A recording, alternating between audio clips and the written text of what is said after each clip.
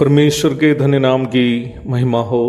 प्रभात मनन के सत्र 1492 में आप सभी का बहुत ही विनम्रता के साथ स्वागत करता हूं। आइए आज के मनन के लिए हम पढ़ते हैं तीमुथियुस को भेजी गई पौलुस की दूसरी पत्री अध्याय 2 पद 13। यदि हम अविश्वासी भी हो तो भी वह विश्वास योग्य बना रहता है, क्योंकि वह आप अपना इनकार नहीं कर सकता। बीते दिनों में हम परमेश्वर के विश्वास योग्यता एवं हमारा अविश्वास के बारे में चिंतन कर रहे थे। मैं उन बातों को दोहराना नहीं चाहता हूं। आज के मनन में उस महत्वपूर्ण प्रश्न पर मैं कुछ बातें आपके साथ बांटना चाहता हूं। क्या हम अपने उस नैतिक स्वभावों से जो हम परमेश्वर से प्राप्त किए हैं विश्वास योग्य बन सकते हैं? संक्षेप में यदि जवाब दूं तो जवाब हाँ है, लेकिन कैसे? विस्तृत जानकारी देने के पूर्व एक बात जो पूर्व में भी कई बार बताई गई है आपको मैं याद दिलाना चाहता हूं। परमेश्वर का पवित्रता उनके नैतिक स्वभावों की परिपूर्णता है। The holiness of God is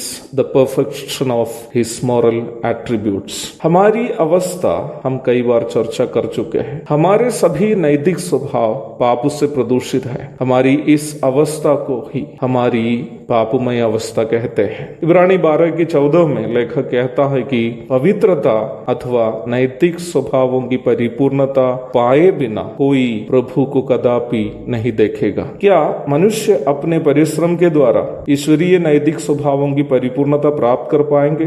कभी नहीं। इसलिए प्रेरित पौलुस रोमी 7:24 में इस प्रकार चिल्लाते हुए कहता है कि मैं कैसा अभागा मनुष्य हूँ, मुझे इस मृत्यु की देह से कौन छुड़ाएगा? क्योंकि उसके पीछे के पदों में अर्थात 15 से 23 तक के पदों में यह बात बताई गई है कि मनुष्य शरीर पाप से प्रदूषित होने के कारण वो अच्छाई करने के लिए चाहने पर भी मनुष्य अच्छाई करने के लिए चाहने पर भी वह कर नहीं पाता है। अच्छाई के बारे में कहने पर आप ये मत सोचना कि किसी भिखारी को 50 पैसे या 1 रुपया देने पर भलाई हो गई है। आपकी या मेरी भलाई परमेश्वर की भलाई के तुल्य होना हो तो हमें उस भिखारी को कम से कम अपने घर में स्वीकार करके उसको हमारे घर के एक सदस्य के रूप में गिनकर उसको यहाँ तक हमारी संपत्ति का एक हिस्से का भी हकदार बनाना होगा। क्या हम ऐसे कर पाएंगे?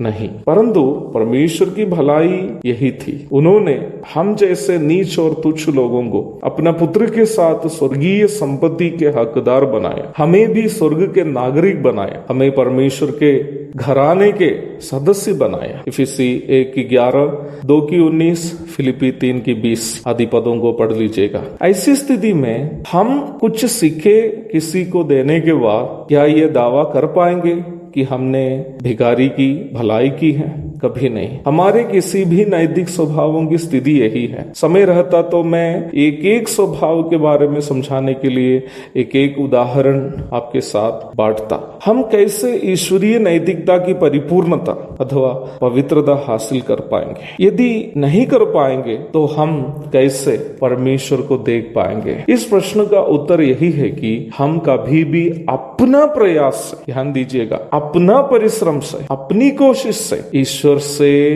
प्राप्त नैतिक स्वभावों की परिपूर्णता हासिल नहीं कर पाएंगे। परंतु रोमी 7:24 में अपनी पापोमय हालात के बारे में कहकर रोने वाला प्रेरित पौलुस 25वीं पद में आशा की एक किरण जलाते हुए हम देखते हैं। वो कहता है, हमारे प्रभु यीशु मसीह के द्वारा परमेश्वर का धन्यवाद हो। रोमी 8:3 में वह आगे इस प्रकार कहता है, क्योंकि जो काम व्यवस्था शरीर के कारण दुर्बल होकर ना कर सकी उसको परमेश्वर ने किया। वो काम क्या है जो परमेश्वर हमारे लिए किया ताकि हम परमेश्वर के नैतिक स्वभावों की परिपूर्णता की प्राप्ति करें? प्रभु दया करे तो वो बात मैं कल आपके साथ बांटूंगा। लगातार सुनते रहिएगा प्यारो प्रभात मनन को, ताकि इस महत्वपूर्ण आध्यात्मिक सच्चाई को आप अवश्य समझ सके।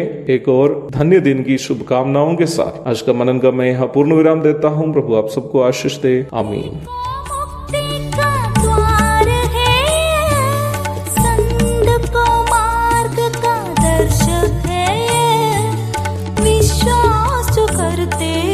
उसके लिए अनंत जीवन का साधन है।